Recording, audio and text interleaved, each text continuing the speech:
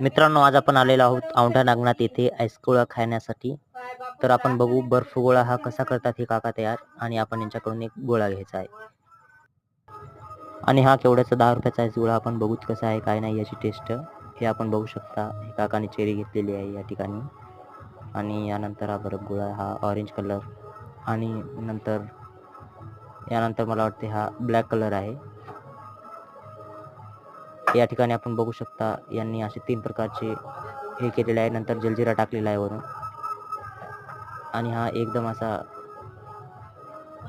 Tasty, यामध्ये बर्फ असेल बहुतेक, आणि हा एकदम असा टेस्टी आईसगोळा आपल्यासमोर दिसत आहे.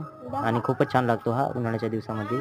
मित्रांनो, कधी औंढ्याला आले तर हा खाऊन बघायचा आईसगोळा, आणि खूपच छान.